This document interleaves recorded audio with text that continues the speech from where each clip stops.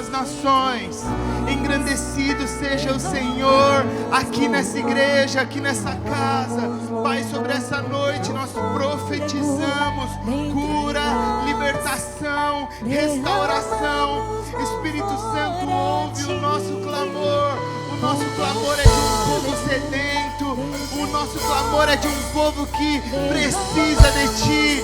O nosso clamor é de um povo que entendeu que sem Ti nós não somos nada. O Senhor é o nosso Salvador. O Senhor é o nosso Redentor. O Senhor é a luz que brilha sobre todos nós, Pai. Engrandecido seja o Seu nome. Engrandecido seja o Teu nome. Na autoridade do nome de Jesus nós amarramos agora o valente. Nós derrubamos por terra, na autoridade do nome de Jesus, todo levante de Satanás contra os nossos corações, contra a nossa mente. Em nome de Jesus nós declaramos que o inimigo perdeu, porque Teu é o reino, Teu é o poder, Tu é a glória para todos sempre. Nós somos o Seu povo. Espírito Santo, coloca no Seu povo um anseio maior pela Tua presença, um anseio maior pelo ambiente da Tua glória. Inunde os nossos corações. Em nome de Jesus, Espírito Santo, comece a aquecer os nossos corações. Espírito Santo, começa a dar discernimento ao nosso espírito. Espírito Santo, começa a ministrar coisas sobre a nossa mente, sobre a nossa vida, sobre as nossos corações, nossos sentimentos, Pai. Em nome de Jesus, eu repreendo agora, na autoridade de Jesus, toda tristeza. Caia por terra agora em nome de Jesus. Eu repreendo agora, na autoridade do nome de Jesus, todo medo. Caia por terra em nome de Jesus. Eu repreendo agora, em nome de Jesus, toda cadeia na mente, Pai. Toda cadeia na mente, todas as pessoas que aqui estão se sentindo presas a alguém, presas a um sentimento, presas a um ato, presos a um vício. Em nome de Jesus, nós lançamos por terra agora. Nós lançamos por terra agora, na autoridade do nome de Jesus. Só o Senhor tem as nossas vidas, Pai. Em nome de Jesus. Em nome de Jesus. Glorifica o nome do Senhor aí no seu lugar, ou você está mudo. Aleluia. Pelo amor de Deus. Começa a glorificar. Sabe de uma coisa? O céu não resiste ao clamor do povo de Deus. Você entende isso? Então, se você entende isso, você entende que o povo de Deus não é um povo covarde. O povo de Deus é um povo que está de boca aberta, clamando, glorificando e profetizando o nome do Senhor. É ou não? Então se solta nesse culto aí. Para de pensar nas pessoas que estão em volta de você e pensa que o Senhor merece o seu glória a Deus, o seu aleluia. Afinal de contas, mais uma vez, nós estamos num ambiente pentecostal, né? Então tome seu assento.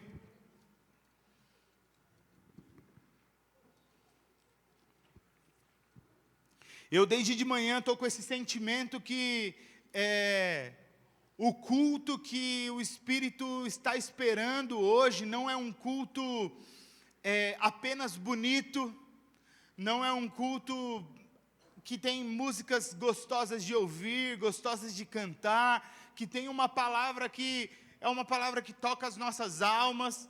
Eu tenho certeza que o culto que o Espírito Santo espera nessa noite é um culto baseado no desespero, no grito, no anseio, no clamor mesmo. E é o que eu falei para vocês, que existe um grito na igreja, e esse grito o céu não ignora. Isso não é ensaiado, isso não é religião, isso não é um simples dogma, isso não é nada técnico, isso é bruto, é desesperado, é verdadeiro, é do coração. E aí sobre isso, eu pensei no tema da nossa mensagem como o grito que rasga o céu. Fala assim comigo, o grito que rasga o céu. Pode soltar a trilha já. E do que eu estou falando? Eu estou falando de quando a fé se encontra com a dor. Eu estou falando do momento que fica difícil. Eu estou falando do momento que a gente sabe quem é o nosso Senhor. A gente sabe o que Ele pode fazer. Mas diante desse cenário, diante do cenário que nós estamos vivendo, é difícil enxergar uma saída. É difícil enxergar que a coisa pode mudar. E esse tipo de grito que eu estou falando, esse tipo de desespero que eu estou falando, não é aquele que é quando a gente está bravo com alguma situação, que é quando a gente fala alguma coisa para extravasar, que é quando a gente solta aquilo que está reprimido dentro de nós, e é um grito que não passa do teto, e é um grito às vezes que nós não queremos que ele passe do teto mesmo. Eu estou falando de um grito que rasga o céu. Eu estou falando que tem gente que está se sentindo na beira do caminho, tem gente que está se sentindo isolado, tem gente que está se sentindo sozinho, tem gente que está se sentindo debaixo de um decreto. E sobre essas pessoas existe um clamor. E esse clamor tem um endereço, e esse endereço é os ouvidos do nosso Senhor Jesus Cristo. Aquele que pode ouvir, mas não só ouvir, Ele pode fazer. Então, eu quero profetizar que essa palavra é para mim, e é para você. Tem um grito aqui nessa noite.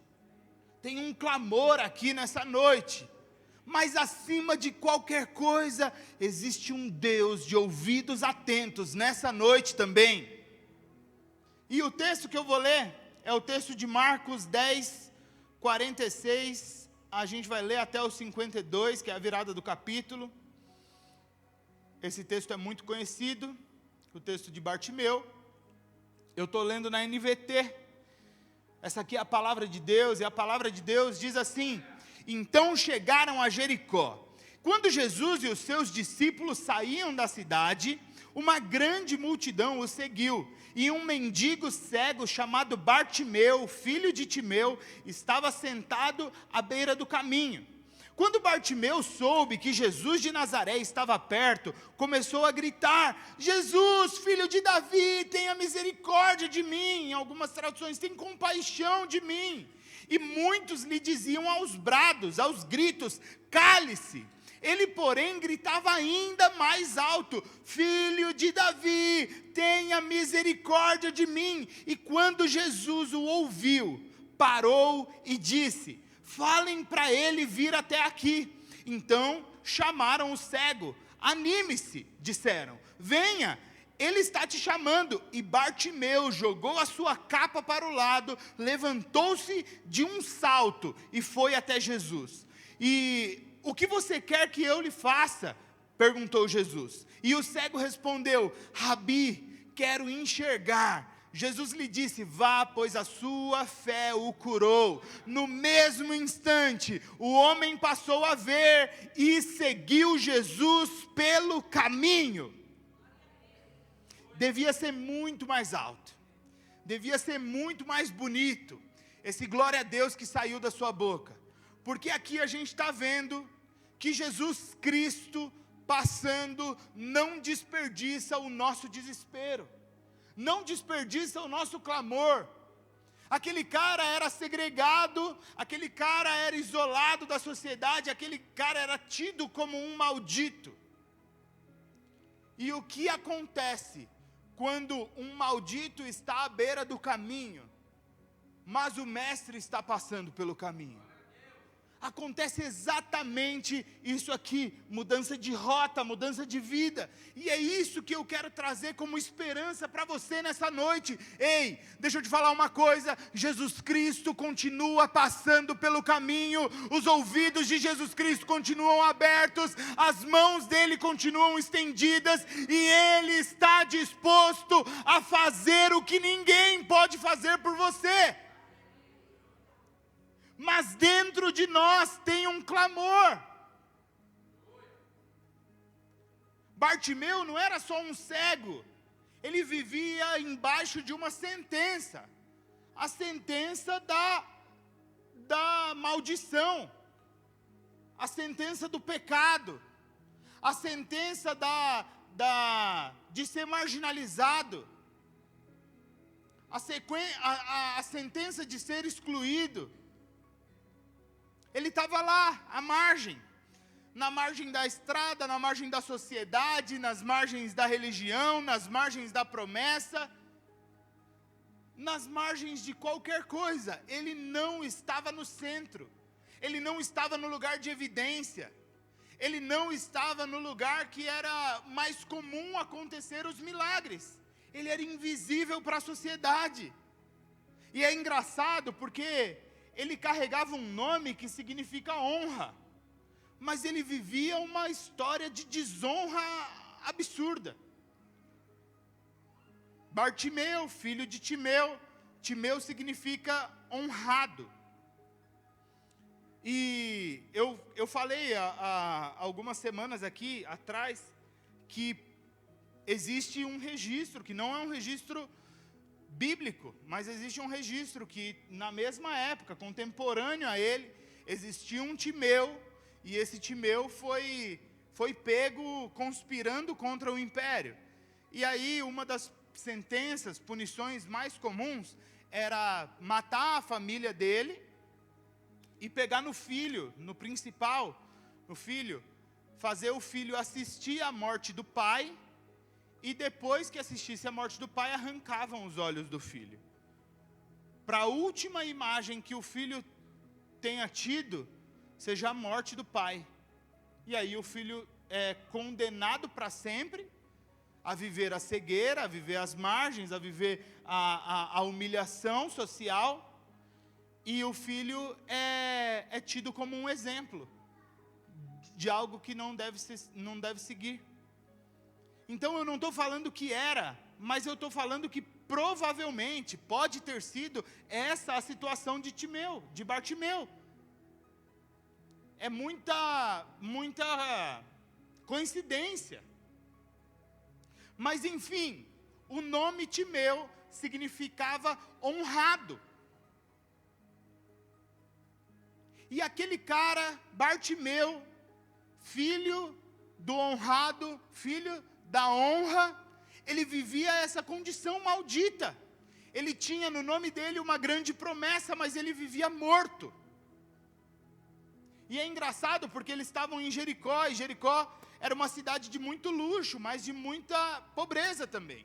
Era uma cidade que tinha, por um lado, muito dinheiro, e por outro lado, uma miséria muito grande. Tinha um lado espiritual muito forte, mas tinha também um lado da depravação moral também muito forte. Era um lugar típico de segregação. E sabe o que eu fiquei pensando quando eu comecei a preparar essa mensagem? Logo de cara, quando a gente fala sobre o nome Bartimeu, quando a gente fala sobre a história, sobre Timeu, sobre tudo isso que a gente falou, logo de cara o Espírito Santo falou assim para mim: olha, existem pessoas que têm um nome de honra. Existem pessoas que têm uma identidade de honra, mas que essa identidade está completamente corrompida hoje. E elas se sentem segregadas, excluídas, malditas, às margens. E eu estava pensando justamente nisso, qual que é a identidade que esse cara precisava ter e queria ter. Era uma identidade de honra, mas a contradição era, aquele que era o filho da honra estava na beira do caminho. Estava marginalizado, estava excluído, estava esquecido. Eu queria falar para você que pode ter nascido com um destino bom, pode ter nascido sob uma família boa, pode ter a sua identidade ministerial muito firme, pode ter o seu nome ministerial muito firme, mas hoje está se sentindo, vivendo como se fosse descartável. Ei, para você que eu estou falando isso, Jesus está passando pelo caminho, e Jesus restaura aquilo que foi perdido.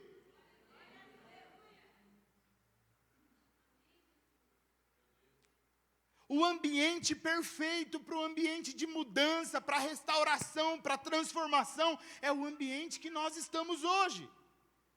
E essa cegueira de Bartimeu não era só nos olhos, era justamente essa questão da identidade. O texto do versículo 46 diz: Bartimeu estava sentado na beira do caminho. Ele estava vivo, mas ele não vivia. Ele tinha fé, ele acreditava em alguma coisa, mas ele não via isso acontecer. E tem muita gente assim hoje. Tem gente que trabalha, tem gente que serve, tem gente que anda, tem gente que faz as coisas dentro da igreja, mas por dentro está completamente morto, completamente adormecido, completamente cego. Essa é a pessoa que faz, mas não enxerga mais o propósito. Essa é a pessoa que abre a igreja, mas não pensa que as pessoas que vão passar pela porta estão aqui em busca de salvação. Essa é a pessoa que carrega uma cadeira e às vezes faz isso com alegria, mas não pensa que está fazendo isso para o Rei dos Reis e para o Senhor dos Senhores. Sabe, na sua vida talvez tenha perdido o propósito, tenha perdido o encanto, você se sente vivendo, mas não sendo útil. Você não vê valor em você mais. E a gente tem lá em João 9, versículo 2, a clareza que a cultura judaica, a cegueira era sinal de maldição. Até por isso, o império arrancava os olhos deles. Era o império dizendo assim, ó, eu estou te amaldiçoando para sempre. Você não vai ter mulher, você não vai ter filhos, você não vai ter nada na sua vida. Eu vou arrancar seus olhos e vou te dar uma capa que é a sua nova identidade. Sua identidade é de mendigo. Você não vai poder andar no caminho, você vai andar nas margens dele. Então, isso que a gente está falando, e é muito importante que você guarde isso no seu coração. Isso que a gente está falando não tem a ver só com uma cegueira biológica. Tem a ver com uma cegueira e uma sentença espiritual e social. Eu não estou falando só para aquelas pessoas que o milagre vai ser voltar a enxergar. Eu estou falando para aquelas pessoas que vão ter a identidade delas restauradas no nome de Jesus. Porque o problema de Bartimeu não era só que ele não via, mas as pessoas enxergavam nele aquela identidade. As pessoas enxergavam nele aquela sentença. As pessoas enxergavam nele aquela maldição, aquele castigo. E aí eu estava pensando sobre essa questão do estar à beira do caminho. E o que o Espírito ministrava na minha vida é que existem muitos crentes que estão à beira do caminho. Sabe, crentes que por estar à beira do caminho estão à beira de um colapso emocional. Crentes que por estar à beira do caminho estão à beira de um colapso ministerial.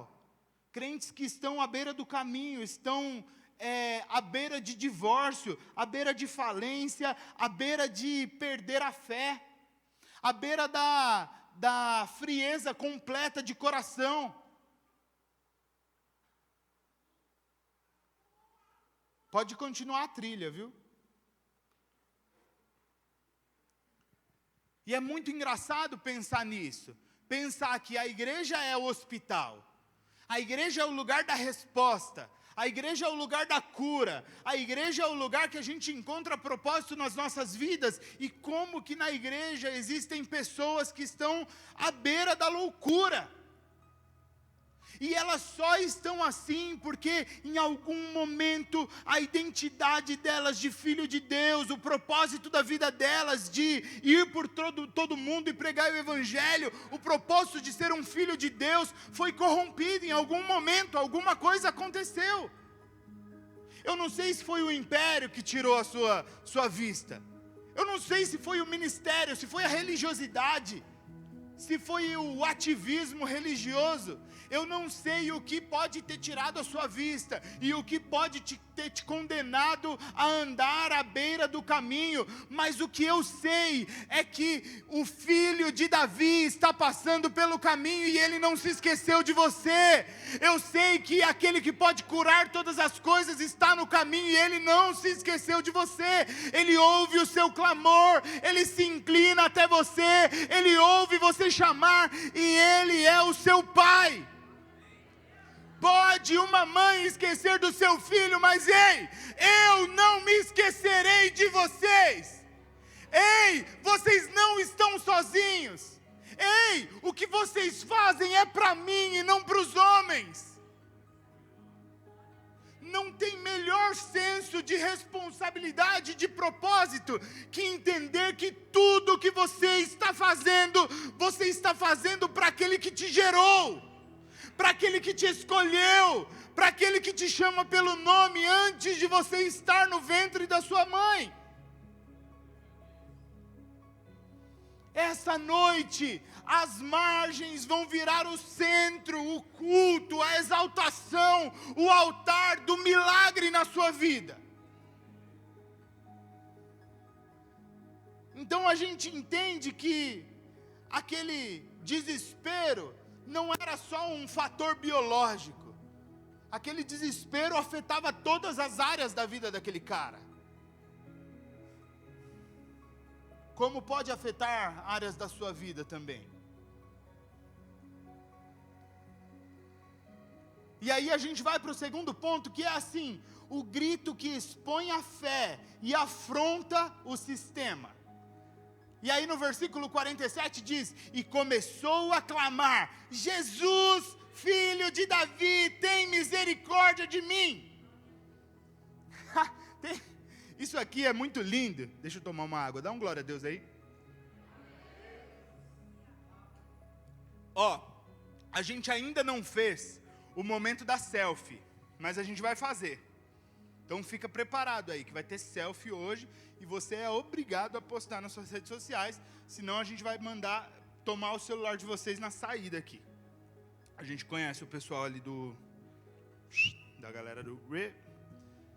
Vamos lá! Sabe onde está a maior revelação aqui? A revelação está no Jesus, filho de Davi, tem misericórdia de mim. Sabe por quê? Porque Bartimeu estava reconhecendo apenas com os ouvidos dele o que os religiosos não conseguiam ver, não conseguiam contemplar, que é a identidade de Jesus, a identidade de profeta, a identidade messiânica. Deixa eu te explicar, tem a profecia principal em 2 Samuel 7, que fala sobre a linhagem de Davi, e é Deus justamente falando que a partir de Davi, o profeta vai vir, o Messias vai vir. E aí os fariseus, os religiosos, não enxergavam Jesus como Messias. Enxergava Jesus como um curandeiro, enxergava Jesus como um louco, enxergava Jesus como o líder de um bando. Mas aquele cara que provavelmente não tinha olhos, mas que o coração dele estava aberto, aquele cara pelo ouvido reconhece quem Jesus é. Deixa eu falar uma coisa para você: maior que qualquer problema que você tenha na sua vida é a decisão de saber quem é o seu Deus. E eu não estou falando de religião, eu estou falando contra os religiosos. Eu estou falando que muito mais forte, muito mais poderoso que o seu problema, que o seu caos, é aquele que você sabe: Jesus, filho de Davi, Jesus, Messias, Jesus, o enviado de Deus, Jesus, o Cordeiro de Deus que tira o pecado do mundo, Jesus, a luz do mundo, Jesus, o pão da vida, Jesus, o caminho, a verdade e a vida, Jesus, aquele do sangue vertido que te purifica. Muito mais importante que saber o tamanho do seu problema é saber nos pés de quem você vai derramar isso. Não tem império que te salve, Não tem uma capa que possa te salvar e te determinar uma identidade. Não tem uma carteirinha que te faça ser melhor que alguém. O que tem é aquele Pai que olha para você, que ouve o seu clamor e que se alegra com a sua justiça. Mesmo cego, ele viu muito mais do que aqueles fariseus. E ele começa a gritar com fé, enquanto os outros assistem aquilo acontecer. Só que o que a multidão faz, quando ele começa a gritar? Responde aí, o que a multidão faz? A multidão começa a mandar o cego calar a boca. A multidão começa a mandar aquele que não pode enxergar, que não fale também. Ei,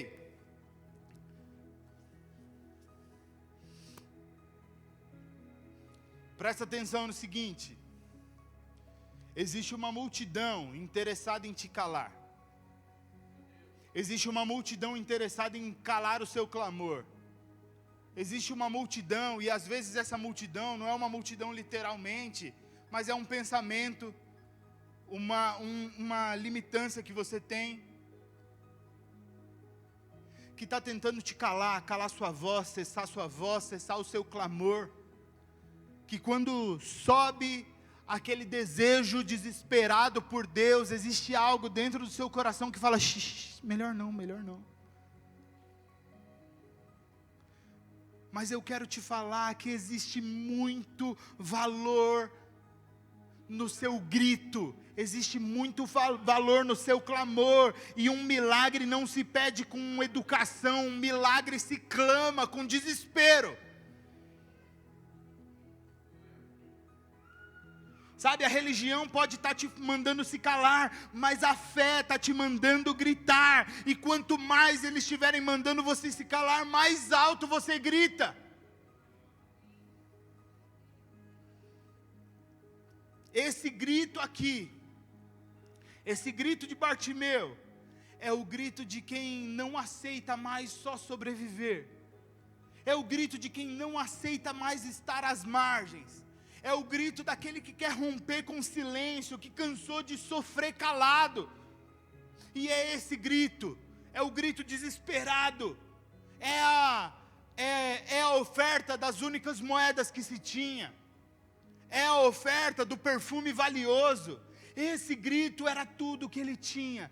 Tudo que ele tinha era a voz dele, e a voz dele que fazia uma coisa só, clamava por aquele que podia socorrê-lo.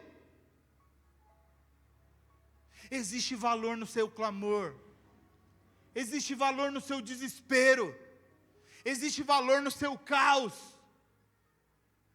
Jesus está te vendo, Jesus está com os ouvidos abertos, e aí a gente vai para a resposta de Jesus, e a resposta de Jesus está lá no versículo 49, que diz, quando Jesus o ouviu, parou e disse, falem para ele vir até mim, falem para ele vir até aqui, dependendo da versão.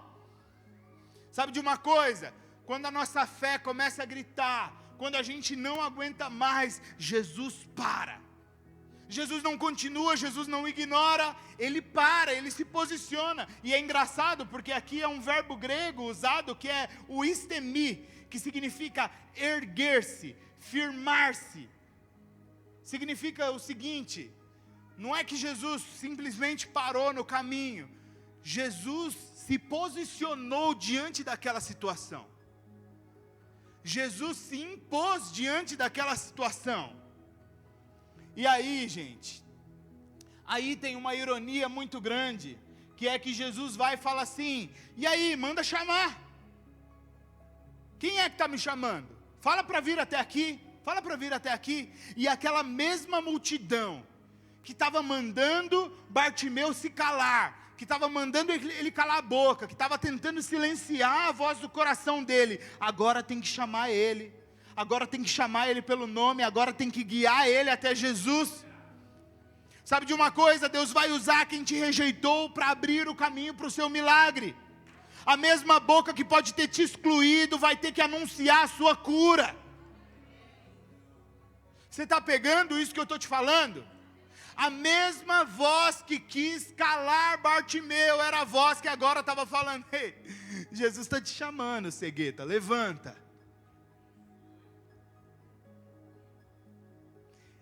Essa é a honra que Jesus tem para aqueles que o clamam. É a honra que dá uma virada de jogo tão grande, que aqueles que tiveram que te calar vão precisar anunciar a cura que Deus fez na sua vida, anunciar o que Deus está fazendo através de você.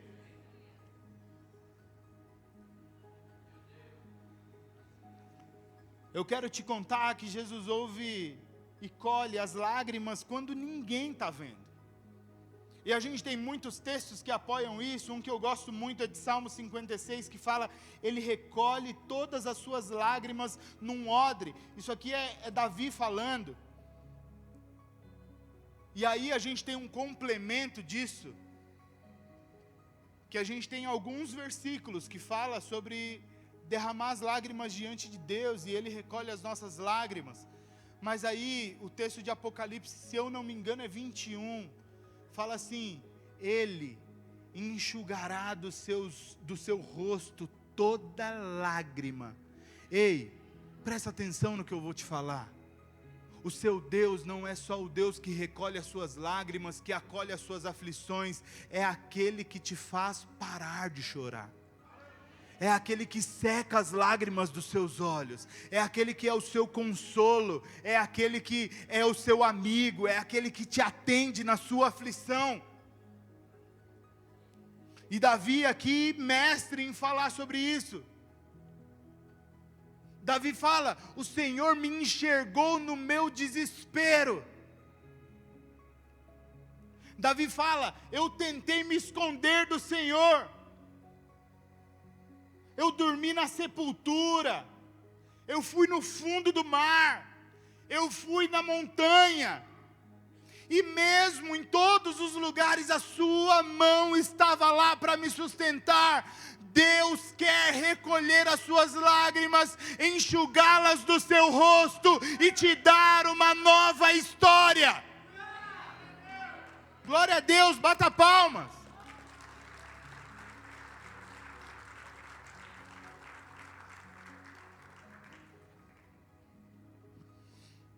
E aí eu vou para a última coisa que eu queria falar para vocês, que é que o manto cai, a visão volta e a vida muda. O texto do versículo 50 diz assim: Bartimeu jogou a sua capa para o lado, levantou-se de um salto. Ele levantou saltando e foi até Jesus.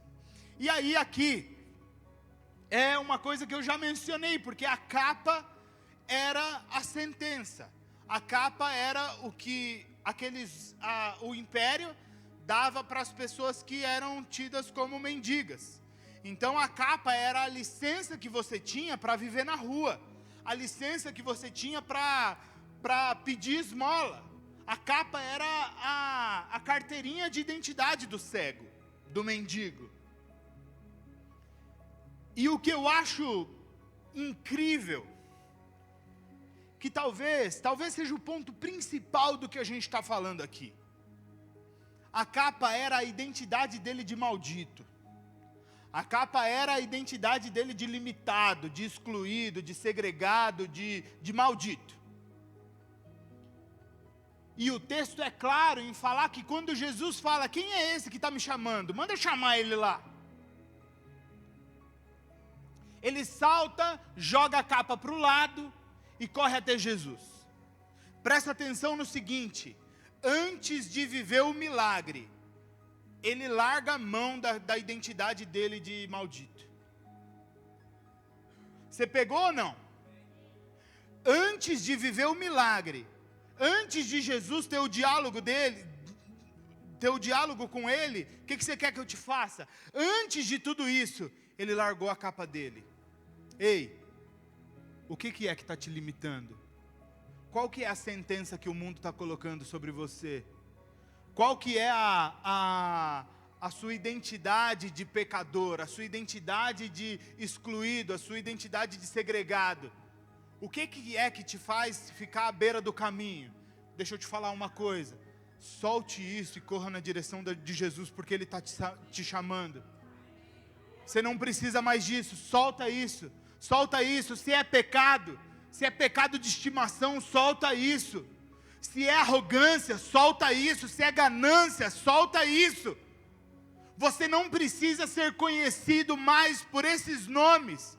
Você vai ser conhecido como aquele que sabe que Jesus está passando e está clamando Jesus pelo nome dele. Jesus, filho de Davi. Jesus, eu reconheço o seu poder. Jesus, eu sei que você é o Messias. Jesus, eu sei que você é o Salvador. E eu sei que você pode me curar. Larga sua capa e corra na direção de Jesus. Quem crê de fato em Jesus já está jogando fora o que não combina com o milagre. Bartimeu se levanta antes da cura, porque é exatamente isso que a fé faz. O firme fundamento das coisas que você ainda não viu, mas você está esperando. Ele ainda não tinha visto, de fato, ele ainda não tinha visto, provavelmente ele não tinha olhos, mas ele salta na direção de Jesus, porque ele sabe o que ele está esperando, e sabe que aquele que ele esperou durante a vida toda, está lá. E aí entra o diálogo. Jesus pergunta: o que você quer que eu lhe faça? E é engraçado que isso parece muito óbvio, mas é muito profundo. Jesus não está impondo uma cura em você. Jesus não está com uma imposição de tirar você das margens do caminho. Jesus não tem imposição nenhuma sobre a sua vida. O que Ele faz é um convite. Ei, o que você quer que eu te faça? O que você quer que eu te faça? Aí eu lembro de Moisés. Quem que eu vou falar que o Senhor é? E Deus vira para Moisés e fala simplesmente que eu sou o eu sou. Eu sou aquilo que eles precisam. Eu sou aquilo que eles precisam no momento que eles precisam. Sou eu quem resolve os problemas. Fala para eles que na fome eu sou o alimento. Fala para eles que na doença eu sou a cura. Fala para eles que na sede eu sou a água. Fala para eles que na necessidade eu sou a chuva. Fala para eles que na necessidade eu sou o sol também. Fala para ele que sou eu que governo todas as coisas. Essa é a minha identidade. A identidade de Deus é: qual que é o tamanho da sua lacuna no seu coração? É ali que Ele cabe. Qual que é o tamanho da sua dor? É ali que Ele cabe. Qual que é o tamanho da sua angústia? É ali que Ele cabe. O que você quer que eu te faça? Era o que Jesus estava olhando para Bartimeu. Bartimeu não podia vê-lo, mas sabia quem ele era. O que você quer que eu te faça? E essa pergunta está ecoando como uma facada no meu coração, de Jesus olhando para nós hoje, perguntando: o que vocês querem que eu lhe faça? Em quem está a sua fé? No que vocês acreditam de fato?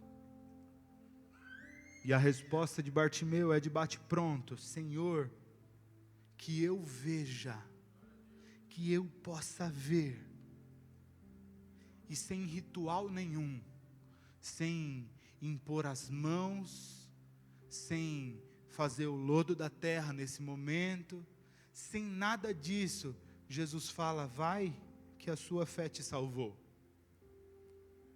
E naquele mesmo momento, as escamas dos olhos de Bartimeu caem. Se ele não tinha olhos, aqueles olhos nascem no lugar, que não é dificuldade para Deus, foi Ele que fez. Ele sabe como fazer de novo. E Ele faz olhos novinhos em folha, para que aquele homem pudesse enxergar. a chave de tudo é que ele viu antes de ver. Você consegue entender? A chave de tudo é que Bartimeu viu antes de ver. Ele contemplou antes de ver. Jesus, filho de Davi, tem misericórdia de mim, tem compaixão de mim. Jesus, filho de Davi, tenha compaixão de mim. E a palavra que Jesus usa para falar que a fé salvou Bartimeu é a palavra sozo, que não significa só salvação, mas significa salvar, curar, libertar. É uma palavra que tem um significado completo. Jesus não estava falando assim, ó, a sua fé te curou do que você não podia enxergar.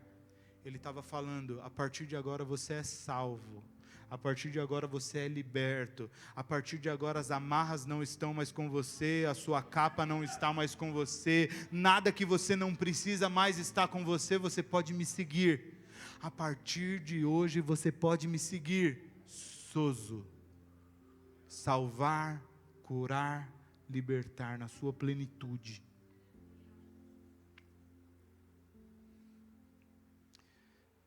E o texto termina do jeito mais lindo, que é: e seguiu a Jesus pelo caminho. O milagre que Jesus faz na sua vida precisa gerar uma coisa: uma identidade nova de filho de Deus, uma identidade nova de seguidor de Jesus.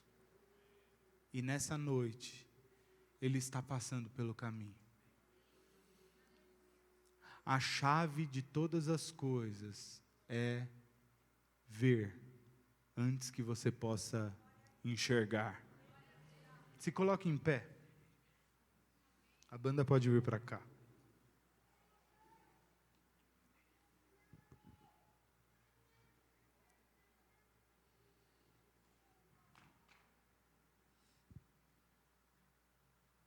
Eu acho muito interessante pensar justamente no pós-milagre.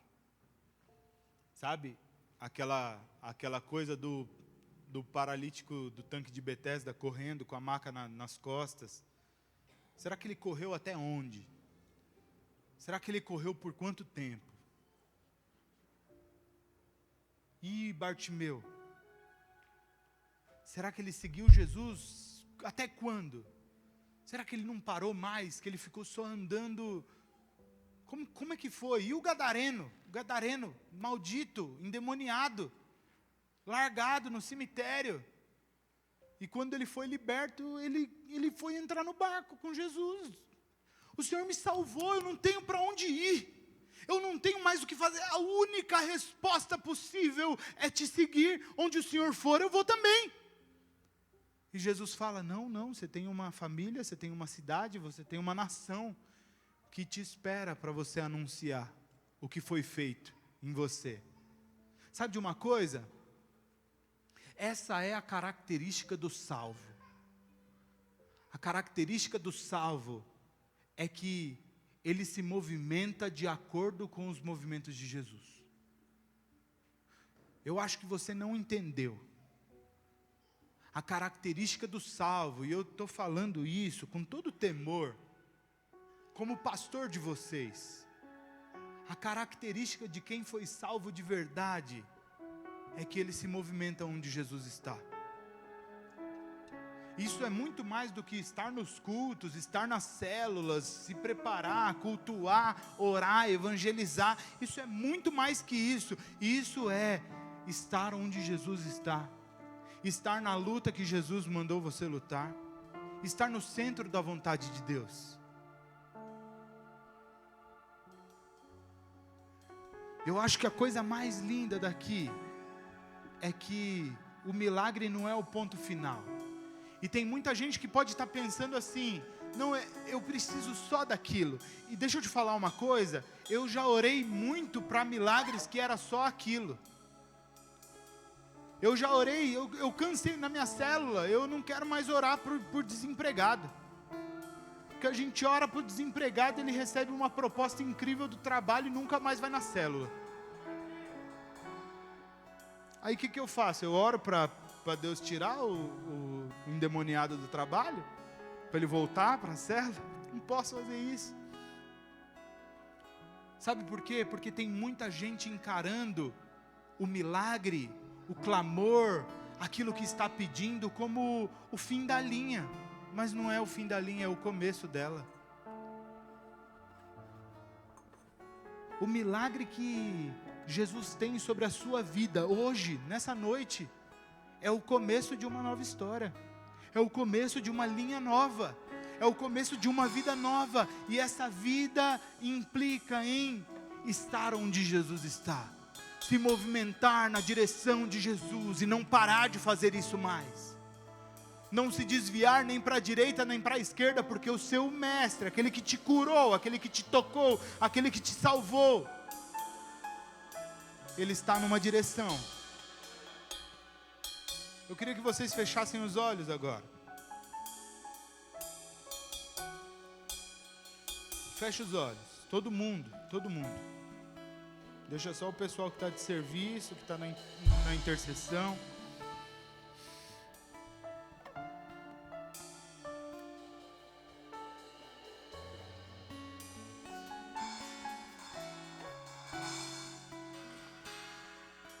Eu queria que nesse momento, vocês de olhos fechados começassem a pensar, qual que é o seu clamor nessa noite?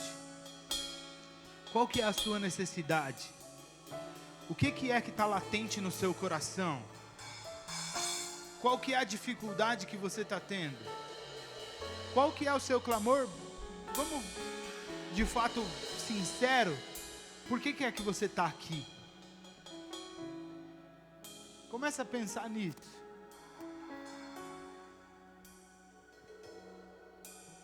A resposta